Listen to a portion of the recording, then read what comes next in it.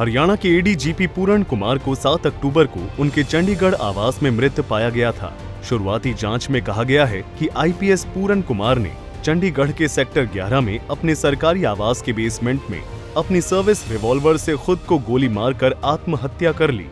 घटना स्थल पर खून से सना शव, रिवॉल्वर, एक वसीयत और कई पन्नों का सुसाइड नोट मिला। सरकार की ओर से इस पर कड़ी निगाह रखी जा रही है और जांच के लिए चंडीगढ़ पुलिस ने 6 सदस्यीय स्पेशल इन्वेस्टिगेशन टीम बनाई है। हरियाणा के सीएम नायब सैनी भी उनके आवास पर जाकर शोक व्यक्त कर चुके हैं। बड़े राजनेताओं के साथ साथ अधिकारियों ने भी उनके आवास पर जाकर शोक व्यक्त किया है। तो हमने फिर उसको तुरंत 2 अधिकारियों को कहा कि उसको भी ढांढस दिया है और कहा कि आप जाइए वहां पर 2 अधिकारियों को उनके साथ भेजा है।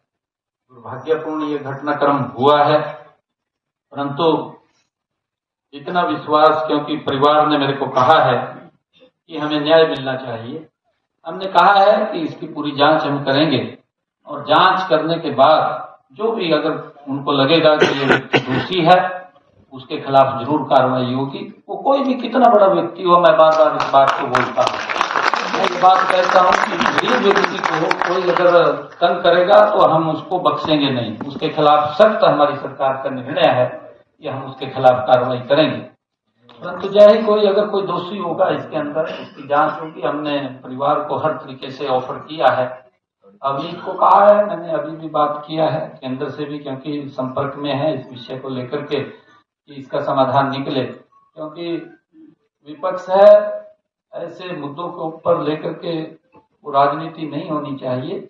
और अगर कहीं परिवार को ये लगेगा कि हमारे साथ अन्याय हुआ है, उसको न्याय देने का काम हम करेंगे। परंतु धीरे धीरे हम आगे बढ़ रहे हैं, देख रहे हैं और परिवार को न्याय मिलेगा। शनिवार को चंडीगढ़ के डीजीपी सागरप्रीत हुड्डा ने कहा कि पोस्टमार्टम प्रक्रिया के लिए वीडियोग्राफी, फोटोग्राफी और परिवार की सहमति ली जाएगी। परिवार से पोस्टमार्टम में तेजी लाने का अनुरोध किया गया है। इस चर्चा में परिवार की उस मांग पर भी चर्चा की गई है जिसमें डीजीपी को जांच में शामिल करने की बात कही गई है। मजिस्ट्रेट रहेंगे, फॉरेंसिक एक्सपर्ट रहेंगे, डॉक्टर्स रहेंगे, एक पूरा बोर्ड है। वीडियोग्राफी, फोटोग्राफी सारी चीजें होंगी और पोस्टमार्टम एग्जामिनेशन है वो फैमिली की कंसेंट से ही हो सकता है और फैमिली की कंसेंट से ही होगा। और उसमें इन्वेस्टिगेशन की जो प्रक्रिया है वो चली हुई है और वो एसआईटी अपना काम कर रही है और जैसा कोई फर्दर अपडेट होगा आपके साथ शेयर किया। बता दें कि हरियाणा के वरिष्ठ आईपीएस अधिकारी वाई पूरण कुमार की आत्महत्या मामले में उनकी पत्नी और आईएएस अधिकारी अमनीत पी कुमार ने मुख्यमंत्री नायब सिंह सैनी को पत्र लिखकर गंभीर आरोप लगाए थे। अमनीत का कहना है कि उनके पति के 8 पन्नों के सुसाइड नोट और औपचारिक शिकायत के बावजूद अब तक कोई एफआईआर दर्ज नहीं की गई है, क्योंकि इसमें हरियाणा पुलिस और प्रशासन के वरिष्ठ अधिकारियों के नाम शामिल हैं।